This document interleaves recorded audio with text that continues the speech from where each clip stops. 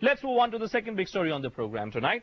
And that second story coming up from what Manoj Mehta was pointing out about the move which was made by Prime Minister Modi. Now, Prime Minister Modi this 15th of August did what no other Indian Prime Minister has ever done before. He raised the B word in his speech from the ramparts of the Red Fort. He sounded a clear-cut message to Pakistan, and many thought that it was a warning of sorts, just a day after Pakistan made its Independence Day all about Kashmir. And that blow, it seems, has hit Pakistan where it hurts the most. Why exactly is Pakistan being so sensitive about Balochistan when it can openly talk about Kashmir ki azadi? Take a look at the story. Prime Minister Modi did what no Indian Prime Minister has ever done before.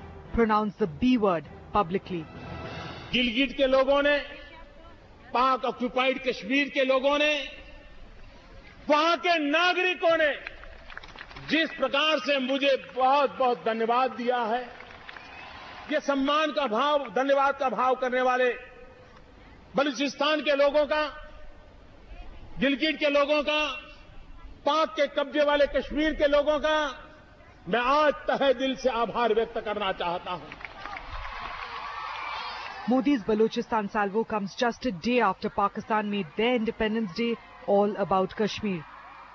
इस साल का जश्न आज़ादी हम कश्मीर की आज़ादी के नाम करते हैं. हमें इस बात का यकीन है, कामिल यकीन है, कि जो कुर्बानियां जम्मू और कश्मीर के लोगों ने दी हैं, इंशाअल्लाह वो कामयाब होंगी. Nawaz Sharif said, I dedicate this year's 14th August to the freedom of Kashmir. I dedicate it to those people of Kashmir who bravely faced the state oppression but kept the spirit of freedom alive. After Modi's remark on Balochistan, Pakistan went on an offensive to defend themselves. Sartaj Aziz said, and I quote, Prime Minister Modi's reference to Balochistan, which is an integral part of Pakistan, only proves Pakistan's contention that India, through its intelligence agency RAW, has been fomenting terrorism in Balochistan, unquote. So why is Pakistan so touchy about Balochistan? In 1947, the Khan of Kalat, the ruler of Balochistan under the British umbrella, chose to remain independent. In March 1948, Pakistan troops moved in. Jinnah coerced Khan to sign the document of accession. In 1973, 10,000 Baloch separatists attacked Pakistan army. Thousands were killed in the conflict. The region saw flare-ups from time to time. Pakistani forces were accused of committing atrocities in Balochistan. Pakistan has repeatedly blamed India for fueling the separatist fire in Balochistan. In fact, Prime Minister Manmohan Singh too used the B word with Pakistan in 2009 at the Indo-Pak joint statement in Sharm el-Sheikh.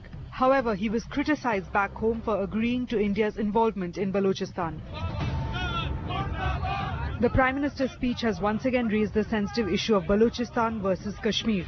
But it was National Security Advisor Ajit Doval who sounded this warning to Pakistan in 2015. Pakistan's vulnerability is many times higher than of India.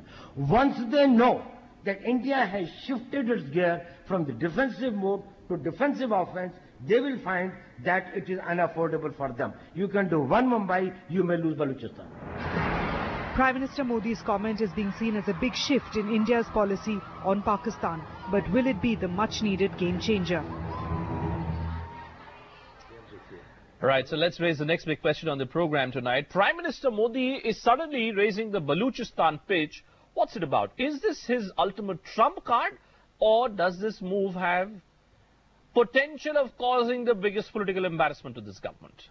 Join me tonight to answer that question. Suhasini Haider, Deputy Resident Editor and Diplomatic Affairs Editor of The Hindu. Here with me in our studios, Ambassador G Parthasarathy, someone who certainly knows a thing or two about Indo-Pak relations. Ambassador Parthasarathy, let me be very simple before you. A lot of my viewers on Periscope are asking me that this move which has been made by the Prime Minister sounds very well. It's all, it's all high sound and fury. Is it just sound and fury, or is there really some method behind what many believe is a madness? Look, I have been a serious diplomat.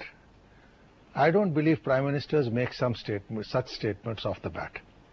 But he went to Pakistan in the month of December, flew in the chopper, there was a Japanese and puppies. These things happen. Dr. Manmohan Singh had a problem in Sharm el-Sheikh. These things happen. But when you make a serious statement like this, it's not done without careful consideration. And it is my belief that what I have seen of this government, that has happened. Second, Balochistan, for years we have suffered Pakistan-sponsored terrorism. Now a time has come, I think, when enough is enough. I don't think there is much. We don't have a border with Balochistan. What do you mean? When you say enough is enough, what are you saying? I You're think saying we should, hot pursuit? You're No, saying we no, should be no. open about what we want to do in Balochistan? I don't want to go into details because I've handled covert operations. But there is we can do covertly to create serious problems. All right? Now, the other thing is, the fact of the matter is we don't share a border with Balochistan. But you seem to forget something. Covert operations against Balochistan for the last 30 years have been conducted from Afghan soil, not from ours. But you know, Suhasini, that's No, let me complete. Yeah. Don't jump to Suhasini before I've completed. No, but that's... No, don't you're just... important Let me finish then. Yes, yes. Suhasini is a very responsible journalist, so let me complete. Therefore, right now, India and Afghanistan coordinate on many things when it comes to terrorism. Right now, you've had an American commanding general in Afghanistan unprecedentedly come to India and say give more aid to Afghanistan. There is a certain geopolitical development, including what is happening to Gwadar and the whole China-Pakistan economic corridor. So this is functioning within a global context. All I'm saying is that we have got... You're saying time has come to call a spade a spade. Enough is what I understand yes, from you. Plus But it doesn't have to be done like a cowboy as though it's going to happen tomorrow morning. Well, we just heard from what Mr. Doval was saying much before he became the National Security Advisor, where Suhasini, Mr. Doval says, if Pakistan does another Mumbai... if Pakistan does a Mumbai, Balochistan will go. This was in the month of February 2014. When Mr. Doval was speaking at a public function. My point to you, Suhasini, is this. There are the likes of former Ambassador Nirupama Rao who are actually describing this move of Prime Minister Modi as the biggest mistake that they may well have been made by Indian foreign policy establishment. Is this really a super move which has been made, as Ambassador Parthasarathy pointed out? I have not used the word super. Don't potential, I'm using it. Potential super move. Or, Suhasini, is this really flawed with risks here? Look, I want to make a couple of points, Bhupen, so bear with me. The first is really, it is the context in which the Prime Minister has made the remark about Balochistan that really gives cause for worry. To put Balochistan in the same breath as Pakistan-occupied Kashmir and Gilgit-Baltistan, two areas that India claims as part of India, is essentially weakening India's own carefully constructed case over 70 years. That's one part of it. The second part is putting away India's entire policy of not interfering in the internal matters of another country. That policy wasn't just done because India felt challenged. But Ambassador Parthasarathy says enough is enough. Part of what India said. But Ambassador Parthasarathy says enough is enough. Covert operations. No, he says covert operations. Launch them from Afghan soil. Listen, I'm not... I know what they say is non-interference is for the Marines. Nobody takes it seriously. Everybody interferes in everyone's internal affairs. Are you saying that everything's happening on our surroundings without us having a role? Can I ask you one question, Suhasini? Do you really believe it's possible for India? I'm honestly astounded. Bhupen, I'm honestly astounded that Ambassador Parthasarathy is saying on a national channel that India covertly foments terrorism in its... I'm not saying terrorism. Don't put words in my mouth. Exactly I did not use the word terrorism. You didn't use the word terrorism, but you're suggesting. I'm not You're suggesting that, listen, the countries interfere in each other's matters. Is your point? No. So India may well have interfered in Pakistan. Even the US does it, Britain does it, China so does it. So India may well have done it? No, we do it. We do. Everybody does. The point is, you don't resort to terrorism for that. No. So you see, someone's word terrorism. I'm not even saying you are resisting. Interference. Let's forget terrorism. I'm saying interference. But my question, can I just get Suhasini on this one? You are the problem with you. You as an anchor don't allow your speakers to. You want to dominate the show. No, sir. You don't allow others to speak. Sir, you made you don't. You are rude. You don't allow. This is not the way an anchor functions. Sir, let the other man have. No, let me give you a lesson on being an anchor. No, you can give me all lessons. You should not interfere when another man is talking. Sir, I'm not interfering. You seem to be doing the talking. Sir, let's not get angry. No. It's a sensitive subject. I'm saying that you are not doing the job of an anchor. Can I therefore, now that you've given me... I don't like being interrupted. I'm sorry if you're not liking it, but you made an important point, and that point must be challenged. Yes, sir. You are effectively suggesting that India may well have interfered in Pakistan's matters? Did we not in Balochistan Bangladesh? Matters? Did we not? So what else is Suhasini Haider saying? That's exactly the point that she's making. No, the point Suhasini is making is as though we are, this is a biblical rule. It is not. People say it, and normally you should not. Okay. But there are circumstances when you do it. Every country does it. Do I have your permission to ask her a question? Yes. Okay. Can name me one country which does not do it? Suhasini, let me be even more direct in terms of what is agitating Ambassador Parthasarathy's mind. And let me put this to you. Do you believe it's possible, Suhasini, for India to indulge in open covert operations in Balochistan? How can they be open and covert? How can they be open and covert? Can I?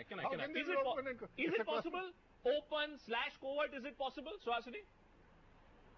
Bhupen, I have to ask basic questions over here. Firstly, are these things that governments talk about, that prime ministers talk about from the ramparts of Red Fort, or is this something that that is considered part of what you are calling open covert operations? My second case is very simple. Balochistan has no contiguous borders with India. It lands, as Ambassador Parthasarathy has said, it abuts both Afghanistan and Iran, two countries that would actually be quite worried if it seems to be the case that a former Indian ambassador to Pakistan seems to be suggesting that India is part of the activities over there. I'm not so sure.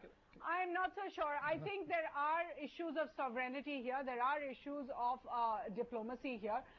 The third part, Bhupen, is we really do want to ask. We are equating ourselves with Pakistan. What Prime Minister Modi is essentially saying is that what Pakistan does in Balochistan, we have a similar situation in Kashmir. Because remember, he brought Balochistan up in the all-party meeting on Kashmir. These are all kinds of false equivalences which are only going to go down 20 seconds. I can't answer. Forget it. Okay, sir. You reply. How can I? I will not accept timeline. I will not accept timelines from you as an Can I? I refuse to accept a timeline from you. Can I just ask you one simple question? You can give me an answer in yes or no. Because you. No, I will not give you. You began. I will not give you yes or no. You cannot choose what answer I will give. Fair enough, sir. You are an anchor. Can I ask you a question? Yes. At least that much you give me. That you can. Let me then ask you very simply, sir. You began your arguments by suggesting very, very clearly that Prime Minister would not have said anything without thinking through what he was saying. Yes. The sum and substance. Yes. Can you tell me, in the month of December, we saw what was going on. We saw Indian Prime Minister goes to Pakistan. Couple of months down the line, we saw the Indian National Security Advisor, has talks with the Pakistani National Security Advisor. Now here you are in the month of August. Can you tell me what's going to happen in the month of December? Do we have any guess, sir? Why should I? Listen, the fact of the matter is I am giving you my view. Yes. I am giving you my view on the basis of my experience. I've lived through several covert operations. Fair enough. In government, including in the Prime Minister's office. Okay? So, the fact of the matter is every country has covert operations. All right? How we do it, what we do it, I'm not willing to discuss. I'm willing to merely say that right now... The time is right. The time is right, one, given the geopolitical circumstances. Fair enough. Two, that they have more serious problem. She said, we don't have a border. Of course we don't have a border. It is the Afghans who have a border. It's the Afghans who have been doing this since the 1980s. Okay. Also now, the Afghans and Iranians are coordinating because Pakistan is proving a nuisance to Iran also. Okay. So therefore, once again, the timing is of essence according to you. No, just a minute. The timing, I don't know what went into discussions in the government. Okay. But you asked me, he went to, I think he gave it a try. He did not, I see Mrs. Gandhi gave Yahya Khan a lot of rope before she hanged him. Right. Okay. Right. You have to give the other man a lot of rope, establish to the world that you have been reasonable. Okay. Now, 4 months ago, when all this was happening, no US commander came here and said that please come in with weapons to Afghanistan. So therefore there is a method. There is a thought through method. There is a thought through method. I'm not willing to say what it is because you're not aware of it. Fair enough. I'm not aware of it. And I don't discuss particulars of covert operations, having been in the know of them. We've got two very clear-cut views on the program. The only thing which I'm not quite clear about is which of these two views is something that the government is really going to stand by. Ambassador Parthasarathy, Suhasini Haider, thank you so much for joining us on our second story on Big Five at